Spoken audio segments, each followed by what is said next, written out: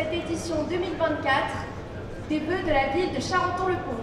Hervé Jiquel, maire de Charenton et vice-président du conseil départemental du Val-de-Marne, et toute la municipalité vous remercie pour votre présence ce soir. Pour débuter cette soirée, nous avons le plaisir d'accueillir sur cette scène les membres de l'orchestre éphémère du conservatoire André Navarra, sous la direction de Siegfried Canto.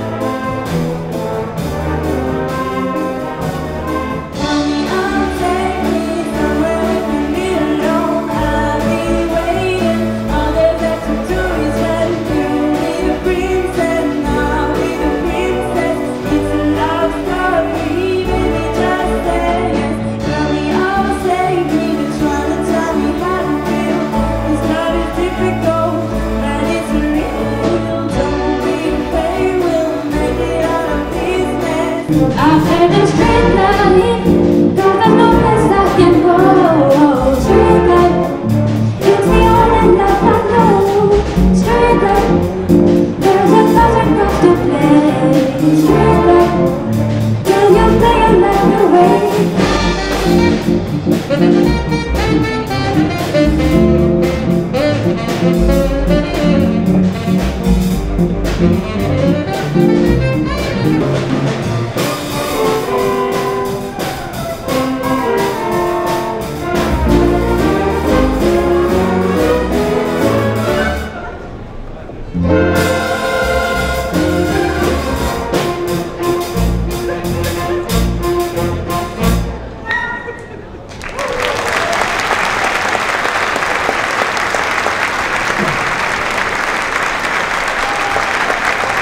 Nous sommes les jeunes du conseil municipal jeunesse, au total 12 élus pour un mandat qui prendra fin en juin 2024. Nous menons des actions solidaires et intergénérationnelles. Ce soir, nous tenons, chers Charentonais, à vous adresser nos vœux les plus sincères. Chantal et moi, nous sommes très heureux de pouvoir vous présenter au nom de tous les membres du Conseil des seniors nos meilleurs vœux. Nous avons donc 3 projets. Le premier, c'est un projet de cohabitation, de colocation intergénérationnelle. Bienvenue ici dans notre gymnase Nelson Payou. Et je vais en premier lieu pouvoir citer les personnalités qui nous ont rejoints ce soir, qui sont venues auprès de nous nous adresser leurs salutations amicales. Et en premier lieu, je vais donc saluer le représentant de l'État, M. Bachir Bakhti, qui est notre sous-préfet de Nogent, et le sous-préfet, donc référent de notre arrondissement, donc le parti Charenton. Je voudrais également saluer notre ami Michel Herbillon, député de Maison-Alfort, Charenton-Saint-Maurice et Joinville. Merci Michel de ta présence. Christian Cambon, qui est sénateur du Val-de-Marne, qui s'accompagne naturellement, et qui depuis quelques mois est désormais l'envoyé spécial du président du Sénat en charge des relations internationales. Bravo Christian de poursuivre ta mission difficile. Alors un nouveau visage parmi les parlementaires que je salue, Marie-Carole Sientu, sénatrice du Val-de-Marne, et ancienne maire de Soucy-en-Brie. Bienvenue Marie-Carole et bravo pour son élection au Sénat. Mon collègue, mon ami et mon président, Olivier Capitagno, président du conseil départemental du Val-de-Marne. Merci de ta présence, Olivier.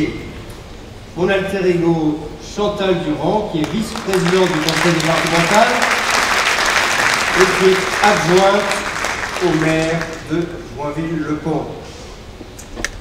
Saluer le représentant de la métropole, le vice-président de la métropole, Éric Césari. Merci beaucoup Éric d'être présent. le directeur général, pour continuer sur la métropole, le directeur général des services de la métropole, Paul Mourier, qui est présent également. Merci beaucoup. Le président Patrick Ollier s'est fait excuser ce soir, m'a adressé un sympathique message, donc je tiens également à le souligner. Ma collègue et amie, la maire de Maisons-Alfort, présidente déléguée du conseil départemental, merci Marie-France de ta présence. Notre ami voisin Igor Semo, maire de Saint-Maurice et vice-président du territoire Paris-Est, Marne-et-Bois. Et puis ensuite, d'autres collègues du département qui sont par ailleurs maires. Je vais citer Julien Veil, qui est vice-président du département et maire de Saint-Mandé. Et récemment un nouveau papa, hein, n'est-ce pas? Voilà, c'était vivement applaudir. Je salue également Jacques J.P. Martin, le maire de Nogent, qui est vice-président du territoire Paris-Est Marne-et-Bois. Je salue le directeur général du CIPEREC, du reste, comme ça me permet de faire le lien de sa présence. Merci à toi. Jacques J.P. est venu nous saluer il y a un instant et a dû repartir pour d'autres obligations. Donc, merci à Jacques. Jean-Pierre Barneau, que j'ai vu arriver, notre collègue vice-président du conseil départemental et maire de Chenevière-sur-Marne. Sylvain Berrios, vice-président du territoire et maire de Saint-Maur-de-Fossé. Merci beaucoup Sylvain, également de ta présence. Comme je souhaite saluer Métine Yavous, qui est président délégué en charge de la rénovation urbaine au département et maire de Valenton. Merci beaucoup Métine, et il est président de Valoffice Habitat, faut-il le rappeler. Une bonne séance ensemble. On passe sur la planche. Merci de ta présence. L'occasion de saluer le directeur général de Valoffice Habitat qui est présent, Farid Wali, dans l'assistance, ainsi que les équipes venues nombreuses du groupe également, bailleur social. Je voudrais saluer Francis Sellam, qui est le premier adjoint de Valoffice, qui représente Olivier Gaud. Merci Francis. Et les collègues adjoints de Boisville qui sont parmi nous ce soir. Également la présence du commandant Pascal Paris, commandant militaire du commissariat de police de Charenton-Saint-Maurice. Merci commandant et merci à toutes vos équipes de votre mobilisation continue pour notre territoire Saint-Maurice et Charenton. Un visage auquel on est habitué en tout cas et qu'on apprécie tout particulièrement pour leurs interventions, mais fort heureusement nous ne les voyons pas qu'en cas de sinistre, et fort heureusement, je voudrais saluer le sergent-chef Molinier de sa présence et ses équipes également. Ils font un travail formidable et je sais que nous avons parfois des circonstances douloureuses. En tout cas, ce travail-là, il doit être à nouveau salué, la brigade des sapeurs-pompiers de Paris et leurs équipes. Enfin, également, un visage que je souhaiterais saluer ce soir, nouveau pour nous, c'est Madame la commissaire principale qui représente la médecin générale de l'hôpital d'instruction des armées de Bégin, en l'occurrence Dominique Franconi. Bonsoir, Madame la commissaire. Et Nathalie Ténèbres, la directrice générale des hôpitaux Paris-Est-Val-de-Marne. Merci beaucoup, Madame la directrice générale. Je me tourne et je salue les membres du conseil municipal dans leur entièreté. Je reviendrai vers eux dans un instant. En tout cas, pour débuter cette séance, je tiens tout particulièrement à féliciter les élèves, les jeunes, les élèves du conservatoire André Navarra pour leur très belle prestation préparée durant la période de congé scolaire, ce qui n'était pas la meilleure période qui soit sans doute. En tout cas, vous avez accompli une très belle prestation ce soir et je tenais au micro tout particulièrement à vous en remercier, vous tous de tout âge qui vous êtes produits ce soir. Bravo et bravo à Siegfried Canto et à toutes les équipes du conservatoire, à son directeur Emmanuel Deland. Merci beaucoup. Et tout naturellement, parce qu'il vous représente aussi, je souhaiterais saluer les conseils municipaux des jeunes, d'une part, et des seniors, nouvellement installés il y a quelques mois, qui nous ont rendu compte, en tout cas qui vous ont adressé leurs vœux et rendu compte des missions, des travaux qu'ils portent à l'heure actuelle et qui sont là, à nos côtés aussi, pour nous apporter des conseils, des suggestions, des orientations. Alors à présent, on peut les applaudir toutes et tous, le vrai Conseil des seniors, le Conseil des jeunes et ses représentants. C'est bien de s'investir pour la collectivité à travers ces deux organes, c'est bien de s'investir dans le cadre des conseils de quartier également, qui se sont constitués en décembre 2021. Le plaisir de renouer avec cette traditionnelle cérémonie des vœux que nous avions laissée de côté durant un peu plus de 3 ans, et l'occasion pour moi de remercier les 2 speakers, en l'occurrence Lucia et Nino, des cours de théâtre du service municipal jeunesse, qui ont ce soir donné leur voix pour présenter nos séquences. On peut les applaudir. Ils ont sans doute des graines des conseillers municipaux, d'orateurs en tout cas, et donc merci à tous deux d'avoir pu introduire cette soirée des vœux. Et oui, en effet, durant de trop longues années, nous avons été finalement à l'écart de cette cérémonie, de cette manifestation traditionnelle et que nous apprécions parce que c'est le temps effectivement de faire le point sur les mois qui se sont écoulés et puis aussi de tracer des perspectives pour l'année à venir. L'occasion pour moi de saluer à travers notre directeur général des services, Didier Cyr, l'ensemble des services municipaux qui se sont mobilisés pour préparer cette soirée, ce temps convivial aussi, et en particulier Céline Lornier, notre directrice de la communication avec son équipe, que je souhaite applaudir ce soir.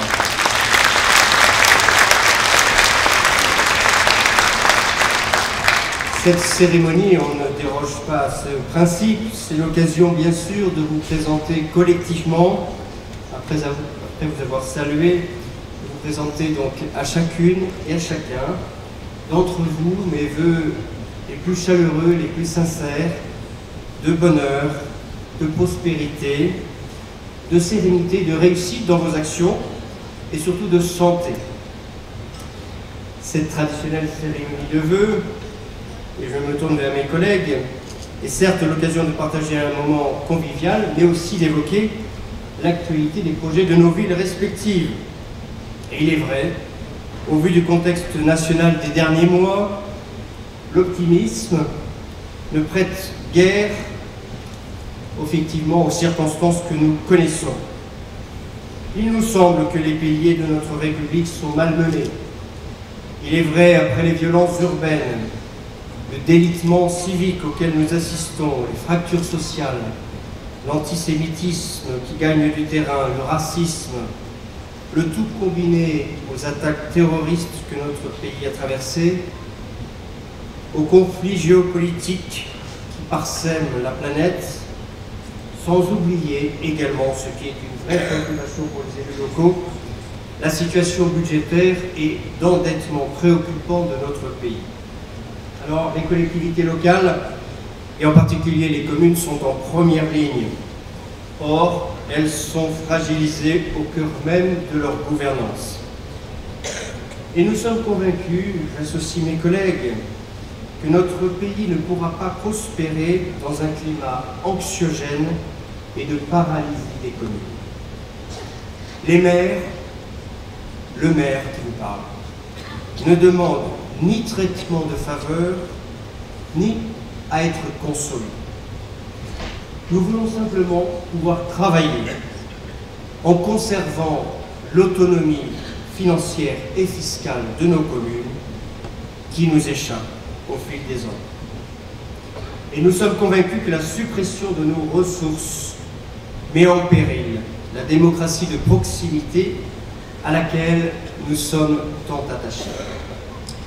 Au-delà de ce constat qui est partagé sur tous ces rangs, quelles que soient, je pense, les sensibilités politiques, notre municipalité se mobilise chaque jour avec enthousiasme et implication en regardant l'avenir. Nous poursuivons notamment nos actions tournées vers nos concitoyens, et en particulier les plus fragiles. Cette dimension aura une résonance particulière en 2024, qui coïncidera avec le 70e anniversaire de l'appel du 1er février 1954, lancé par l'abbé Pierre. Cet homme incroyable, qui aura vécu à Charenton durant quelques années et qui déclara parmi ses citations nombreuses « On n'est jamais heureux que dans le bonheur qu'on donne, donner, c'est recevoir ». Et de ce point de vue, c'est une vraie fierté que de compter l'abbé Pierre, la signature d'Emmaüs dans notre localité à plusieurs titres. Et modestement, avec humilité, notre municipalité s'associe naturellement à cette pensée en œuvrant jour après jour grandement dans le domaine de la solidarité. Et je voudrais à cet égard citer quelques chiffres significatifs. Dans cette période d'inflation forte et qui pèse sur les ménages, notre CCAS, le bras armé de l'action sociale, joue un rôle essentiel dans la lutte contre les précarités, en particulier financières, énergétiques, alimentaires et sociales. Pour ce faire, la ville alloue une subvention de plus de 1 200 000 € chaque année, démontrant un engagement constant auprès des Charentonnais en difficulté. Et je voudrais qu'on applaudisse les membres, les administrateurs du Centre communal d'action sociale pour leur action à nos côtés.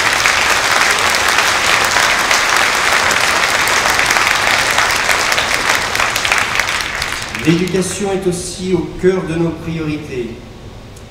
La ville a renforcé au cours de l'année 2022-2023 les équipes dédiées à l'aide aux devoirs, chose essentielle je crois, en ouvrant 7 postes supplémentaires à travers des intervenants extérieurs et des enseignants. Et ce dispositif nouveau touche aujourd'hui 400 enfants des classes élémentaires de notre ville, c'est-à-dire plus de 30% des élèves scolarisés dans notre collectivité. Je voudrais également que vous reteniez ces quelques autres chiffres. Plus de 830 inscriptions contre à peu près 640 enregistrées l'année passée aux activités annuelles du pôle senior. 200 enfants qui sont issus de foyers monoparentaux qui bénéficient du nouveau dispositif que nous avons lancé il y a quelques années, qui s'intitule le Pass Activité. Dans le domaine de la culture, là aussi, nous battons des records de fréquentation. Nos équipements connaissent de ce point de vue-là une forte croissance, avec plus de 13 000 spectateurs, dont 3 300 scolaires au Théâtre des Deux Rives, plus de 720 élèves inscrits au Conservatoire de musique André Navarra, 507 élèves à l'atelier d'art plastique Pierre Soulages, dont la directrice est présente aussi ce soir, et le directeur d'art et liberté aussi que je salue. 9 000 visiteurs auxquels s'ajoutent 5 250 jeunes du milieu scolaire à l'espace art et liberté.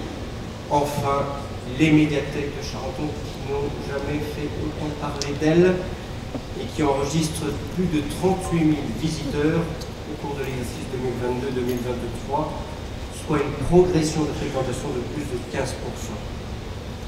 Notre ville a permis une utilisation de ses équipements sportifs, un domaine important pour l'année 2024, à hauteur de plus de 46 000 heures pour l'ensemble des publics, ce qui m'offre une transition toute choisie pour rappeler que l'année qui s'ouvre sera marquée par une manifestation mondiale qui s'annonce historique et spectaculaire, puisque la capitale accueillera, comme vous le savez, les Jeux olympiques et paralympiques pour la 3e fois de son histoire, après 1900 et 1924.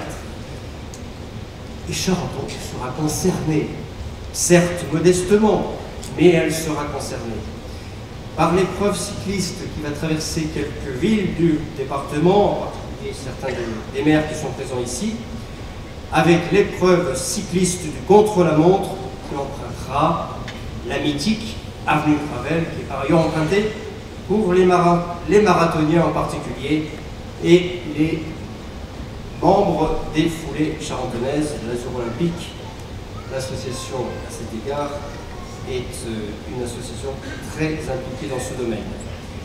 Ce circuit donc du contre-la-montre verra les athlètes longer le vélodrome Jacques Anquetil, mythique lui aussi, et je me permettrai de souligner que la vidéo qui est aujourd'hui diffusée ou qui sera diffusée par France Télévisions de promotion des JOP 2024 a été tournée en partie au sein des gymnases Tony Parker. Donc vous voyez, la réputation de Charenton concerne aussi les Jeux Olympiques 2024 et nous ne sommes pas peu fiers.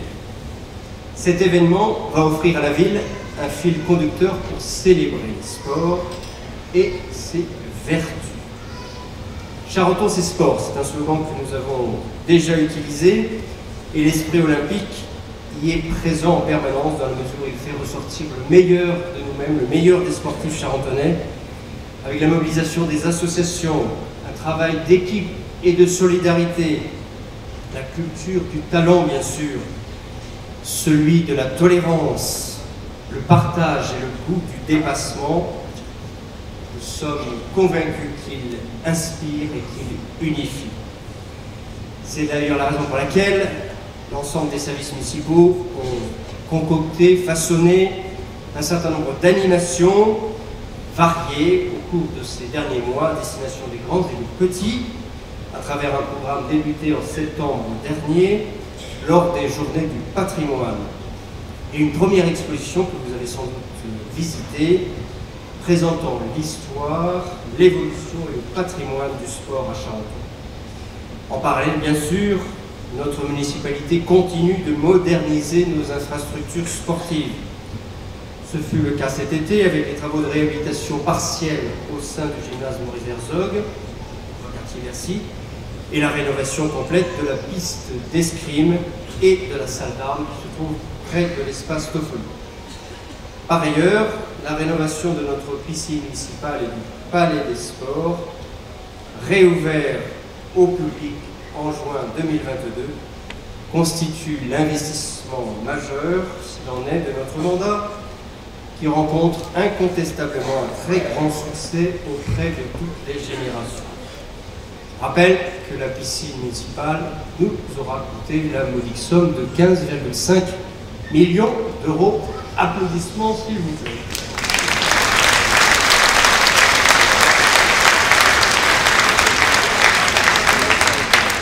Et en 2024, on ne va pas s'arrêter en si bon chemin, puisque nous allons rénover la pelouse synthétique du terrain de football Henri Guérin, en y installant aussi des cuves de récupération d'eau de pluie, afin de procéder au nettoyage des rues, d'arroser nos espaces verts dans le cadre de notre politique de développement durable. Je rappelle le fait que les communes sont les premiers financeurs publics du sport en France. Notre subvention municipale au mouvement sportif est là sans doute pour en attester, puisqu'elle s'élève à environ 450 000 € par an. Je crois que c'est assez remarquable pour être mentionné et souligné ce soir. Et le sport à Charenton s'inscrit véritablement dans tous les domaines de la vie locale, soit scolaire, éducatif, comme outil d'insertion, pratiqué dans le cadre des loisirs ou encore pour la santé. Je souligne aussi l'engagement aux côtés de la ville des associations sportives dans le cadre du dispositif Passeport que la ville a lancé aussi il y a quelques années. Cette aide financière municipale touchant plus de 650 familles depuis 2016 et qui permet à des jeunes qui ont été exclus de la classe préparatoire à la 3e d'intégrer les clubs de notre ville. Bravo aux associations qui se sont mobilisées aux côtés de la ville à cet égard. Bravo.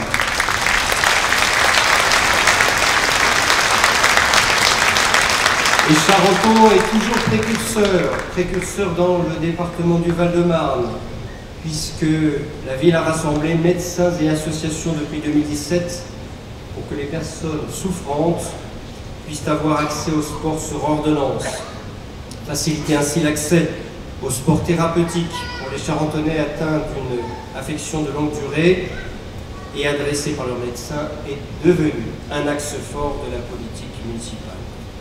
En résumé, dans le domaine du sport, nous pouvons être fiers de nos 16 sites sportifs de qualité que nous mettons à disposition des acteurs associatifs.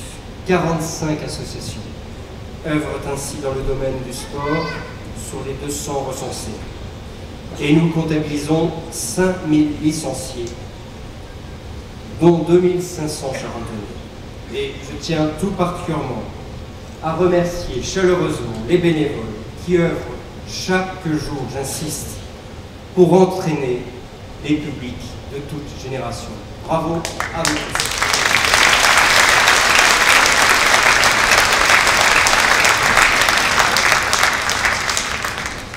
Au-delà des actions liées au sport, je souhaiterais esquisser aussi les autres grands projets qui seront mis en œuvre au cours de l'année 2024 et suivante.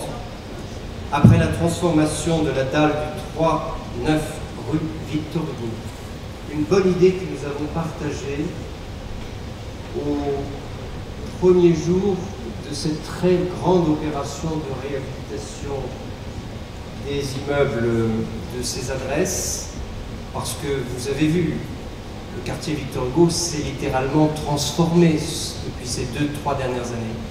Et l'ultime idée que nous avons partagée avec le groupe Emmaüs Habitat, c'est d'aménager en espace vert la dalle, qui était une dalle béton, qui se trouvait à cette même adresse entre ces deux immeubles d'habitation sociale, qui aujourd'hui développe une surface de nature en ville de 1700 mètres carrés et que nous avons choisi légitimement de baptiser du nom de l'abbé Pierre, et ainsi plusieurs nouvelles actions de renaturation seront lancées en 2024.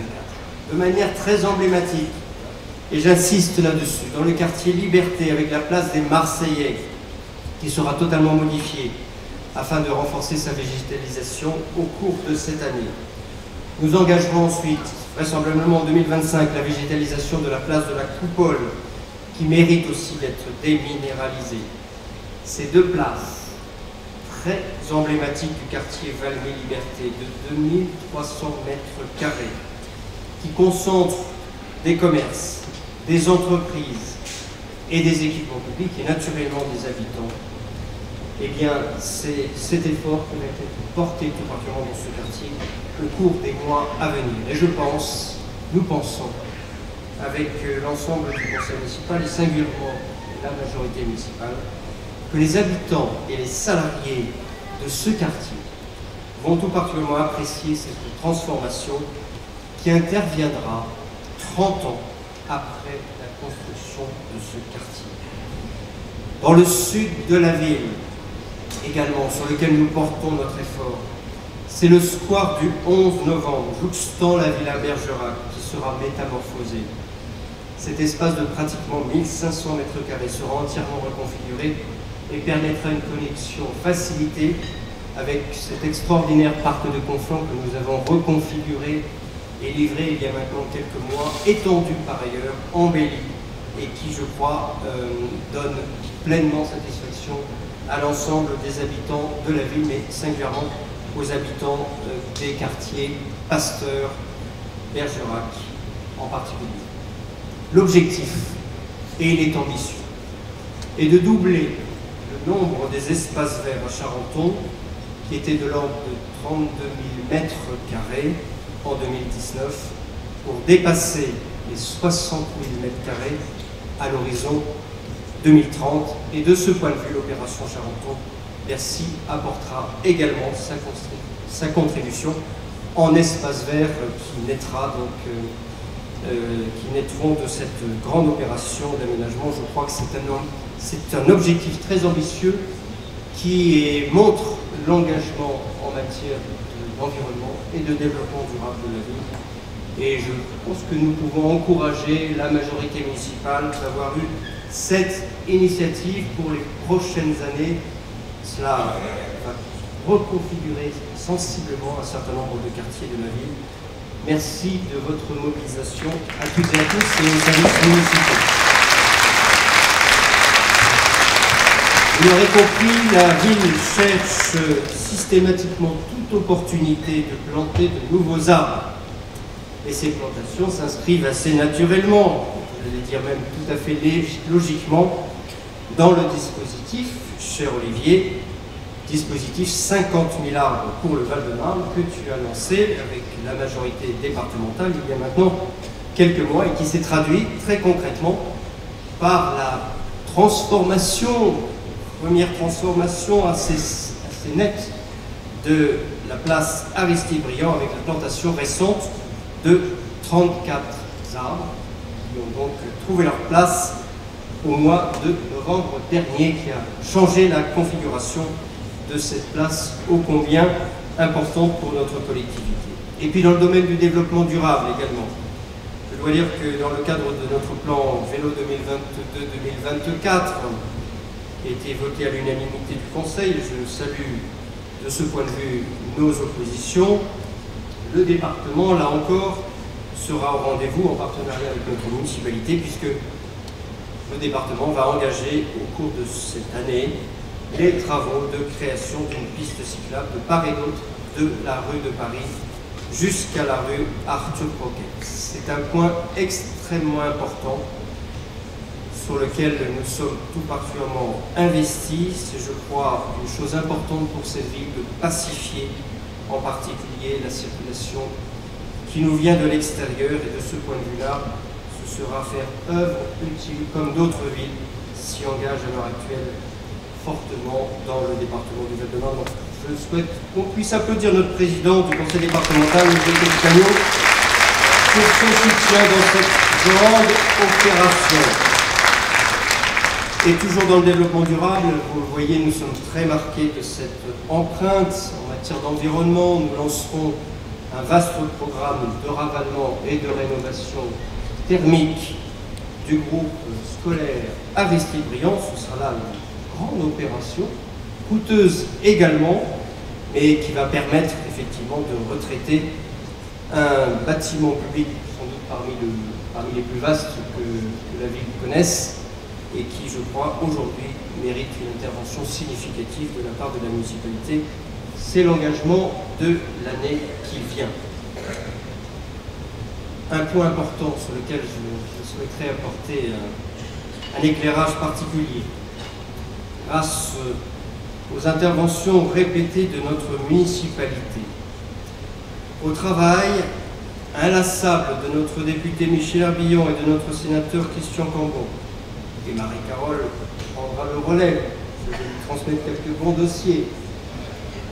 L'État, monsieur le sous-préfet, c'est l'avantage d'être au premier rang, pourrait prochainement abaisser la vitesse de circulation sur l'autoroute A4, pourrait, je parle au conditionnel, par prudence, possiblement à 70 km/h. C'est à l'étude, et nous espérons que l'année 2024 en soit la traduction, car il est vrai que supporter 270 000 véhicules jour sous les habitations, sous les immeubles de bureaux, le long de l'autoroute A4, le long du quai des Carrières, cher Christian, cher Igor, parce que la configuration est la même pour toi à Saint-Maurice, eh bien c'est une chose maintenant qu'il nous faut pouvoir traiter ensemble avec l'État, monsieur le sous-préfet, et possiblement de compléter l'offre par l'installation d'un radar sur le tronçon de Charenton. Bah oui, parce que pour faire respecter les 70 km/h, il faut un outil pédagogique. Il faut un outil pédagogique. Donc on compte sur vous, on compte sur vous pour que cette année 2024 soit vraiment le marqueur d'une inflexion sur cette autoroute qui quand même génère des nuisances très significatives, qui est le combat du maire de Charenton, qui est le combat de la majorité municipale et qui, je crois, est partagé par l'ensemble des collègues du conseil municipal. Et donc, je souhaiterais là aussi souligner que l'État est encore à nos côtés à cet égard, mais pas seulement l'État, la métropole du Grand Paris, cher Éric, puisque grâce à vous, grâce à l'État et grâce à la métropole, le directeur général des services, eh bien, une seconde étude va être lancée au cours des prochaines semaines, dont l'objectif est d'affiner le scénario qui a été arrêté en juillet 2022 relatif à l'installation future, que j'espère prochaine, de dispositifs anti-bruit le long de l'autoroute A4. Et je dois le rappeler, c'est un sujet que je partage avec mon collègue, le maire de Saint-Maurice, que j'ai associé à cette étude depuis l'origine. Nous sommes très mobilisés sur ce sujet pour la pacification de l'autoroute A4 et que cette année 2024 se traduise effectivement par des actions concrètes pour les toutes prochaines années. Je crois que c'est bien ce que Charenton attend et c'est, je crois, me semble-t-il, ce que nous attendons légitimement compte tenu du très grand projet d'aménagement Charenton-Bercy à la porte de Bercy. C'est, je crois, légitime au passage de pouvoir traiter efficacement les nuisances de l'autoroute A4 dès lors que nous avons un tel engagement, n'est-ce pas Sylvain, d'aménagement et qui est la grande opération, sinon l'une des grandes opérations du territoire Paris-Est-Marne-et-Beau. Et donc je vous demande de bien vouloir applaudir Monsieur le sous-préfet sous forme d'encouragement.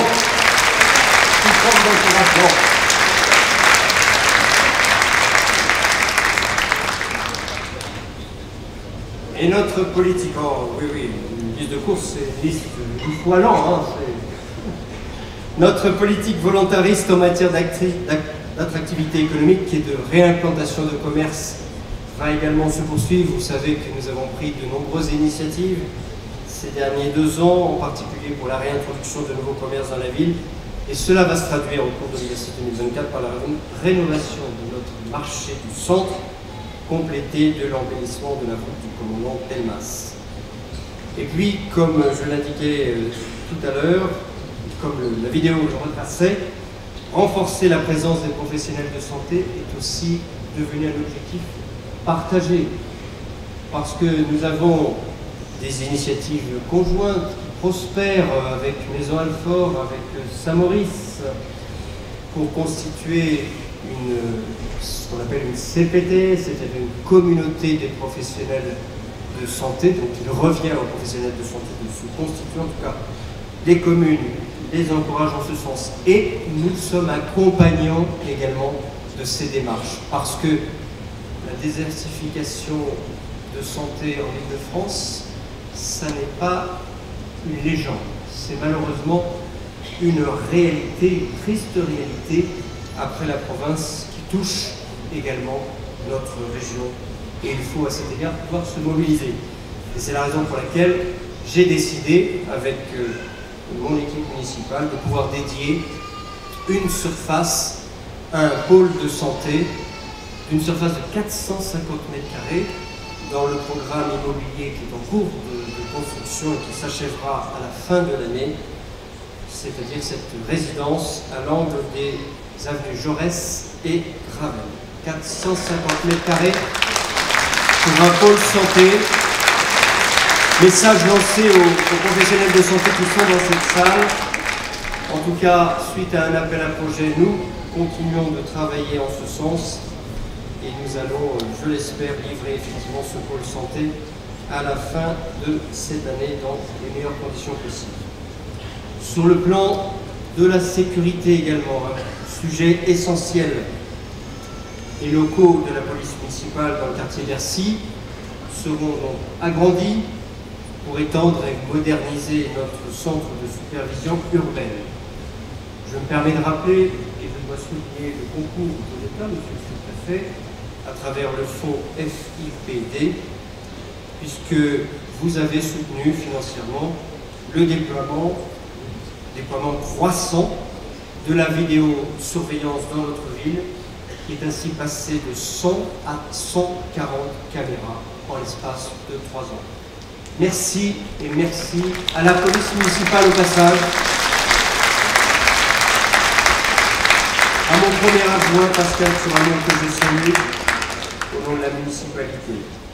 Et il est vrai qu'en raison du contexte sécuritaire lié au plan Vigipirate, nous sommes dans ce dispositif urgence attentat, faut-il le rappeler, et aussi aux émeutes qui ont émaillé notre pays au cours du mois de juin dernier et qui a véritablement déstabilisé, je crois, nos villes, des villes qui jusqu'alors n'avaient pas été touchées par ce phénomène. Eh bien, il est impératif, il est essentiel que la ville poursuive cet effort en matière de sécurité, qui est une véritable prérogative majeure en lien avec la police nationale. Et je souligne et salue à nouveau Madame le commandant de police Pascal Paris et ses équipes et les forces de sécurité que je remercie pour leur implication et leur dévouement. Merci commandant.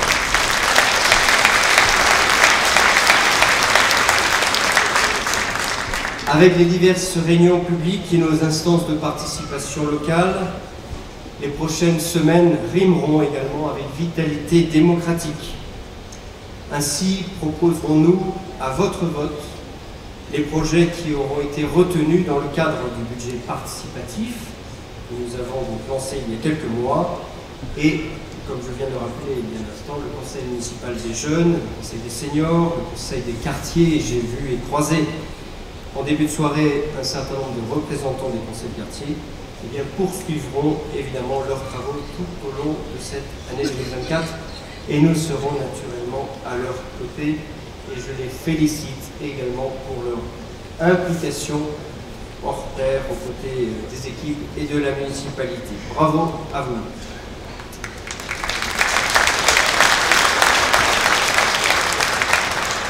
Charenton est une ville qui compte dans le Grand Paris et je ne saurais trop le rappeler, dont l'aura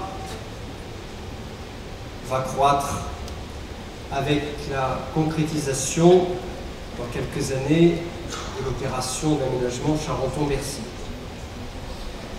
Je tiens à remercier les présidents de la métropole du Grand Paris, cher Eric, transmettra au président Patrick Ollier, au président de Paris-Est Marne-et-Bois, cher Olivier, et au président du conseil départemental, pour leur concours financier sur lequel ils se sont engagés dernièrement à travers les délibérations qui ont été prises. Cela démontre tout l'intérêt de cette opération et l'enjeu majeur qu'elle constitue pour notre collectivité, c'est-à-dire son ouverture vers la capitale. 40 ans après la création de ce quartier Bercy, se dessine devant nous effectivement un nouveau territoire que nous partagerons le moment venu avec la ville de Paris, avec sa propre opération. En tout cas, la physionomie, la configuration future de Charenton sur sa partie sud-ouest sera littéralement transformée et enfin, c'est ce que nous appelons de nos voeux et nous y travaillons quotidiennement, quasiment, eh bien, se dessinera effectivement un nouveau quartier ouvert sur la capitale et connecté à la capitale. Je remercie d'ailleurs de leur présence les équipes de notre aménageur public, Grand Paris Aménagement, présent ce soir, et également de l'opérateur Bouygues Urbanera, qui est donc à nos côtés depuis la consultation qui a été lancée en 2018.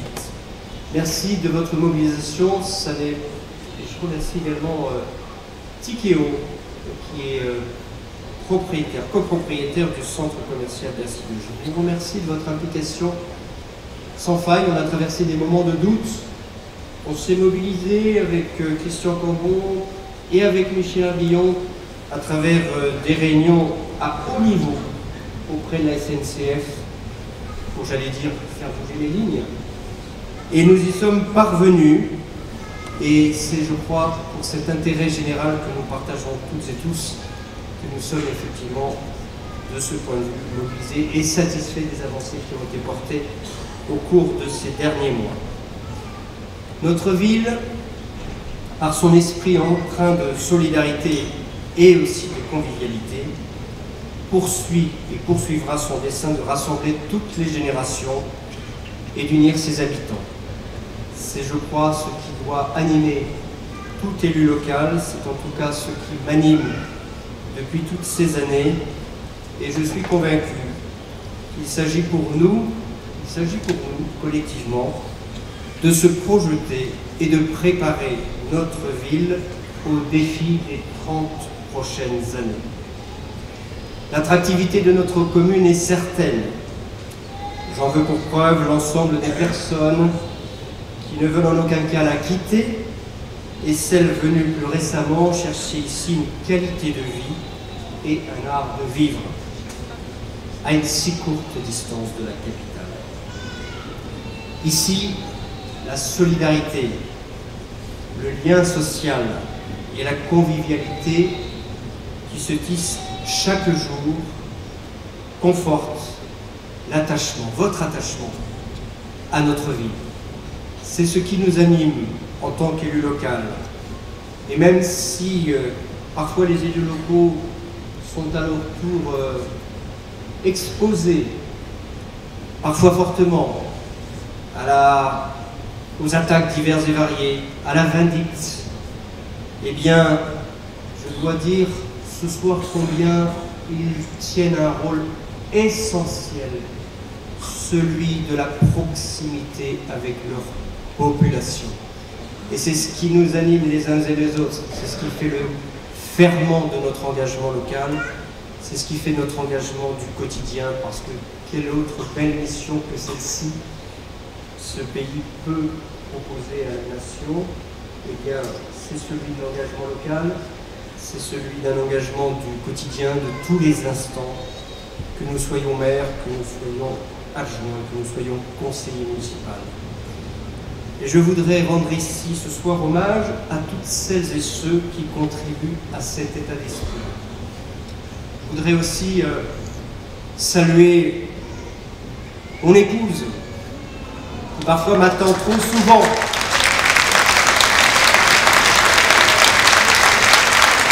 À mon petit garçon, un autre petit garçon, qui n'a pas encore conscience que son papa est très absent, mais qui malheureusement parfois le mesure. Mais bon, quelle belle mission que de servir cet intérêt général, que de donner, comme le disait l'abbé Pierre, parce que c'est une manière de recevoir, et c'est, je crois, ce que nous pouvons retenir ce soir. Alors, en conclusion, je salue tout particulièrement notre personnel municipal, les élus de la majorité et ceux de l'opposition, les représentants des cultes que j'ai salués il y a un instant, M. Rabat Nadjar et M. le curé Jérôme Kyo, qui sont présents parmi nous ce soir, que nous pouvons applaudir également.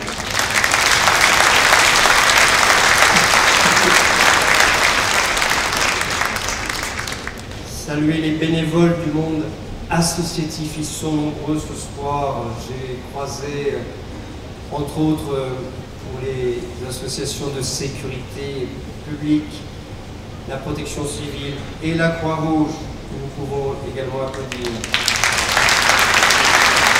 L'ensemble des acteurs locaux, les commerçants, les artisans, nos artisans, les salariés et les chefs d'entreprise et l'ensemble de nos partenaires, eh bien, toutes et tous qui concourent à l'essor, à l'embellissement de cette ville, au rayonnement de cette ville, au sein de cette belle région Île-de-France. Il fait bon vivre à Charenton et c'est aussi grâce à vous tous, à votre mobilisation individuelle, que nous le devons. Voilà, il me reste à nouveau à vous souhaiter à toutes et à tous une merveilleuse année 2024. Et j'aurai une pensée particulière pour les anonymes de ce soir, pour ceux qui traversent des difficultés, pour ceux qui sont dans la peine, pour ceux qui sont ici, pour ceux qui sont à l'extérieur, mais ceux qui sont particulièrement présents ce soir, qui peut-être traversent l'épreuve et je voulais me faire l'écho de ce message, leur témoigner toute ma sympathie, toute ma solidarité. Je vous souhaite une très belle année 2024 à vous et à vos familles. Merci, très bonne soirée.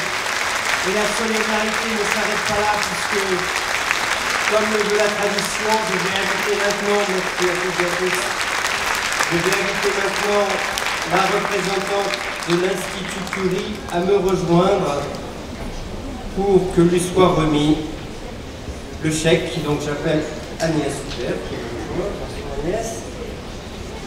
Voilà, merci beaucoup.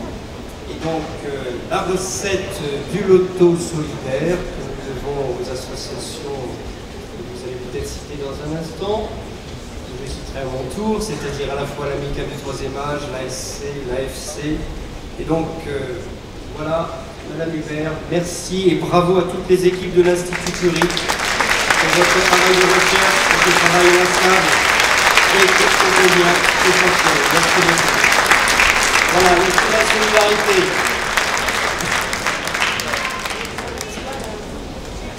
Merci, Monsieur le maire. Monsieur le maire, Mesdames, Messieurs, les associations de seniors et tous les bénévoles qui ont organisé l'auto solidaire, au nom des 3700 médecins, soignants, chercheurs de l'Institut Curie, je vous remercie. Vous apportez une aide précieuse à notre combat contre le cancer, vous donnez les moyens aux chercheurs d'accélérer leur programme de recherche et de transposer au plus vite les découvertes scientifiques jusqu'aux patients dans un seul objectif, c'est guérir toujours plus d'hommes, de femmes et d'enfants. Donc pour elles et pour eux, un grand merci pour votre soutien.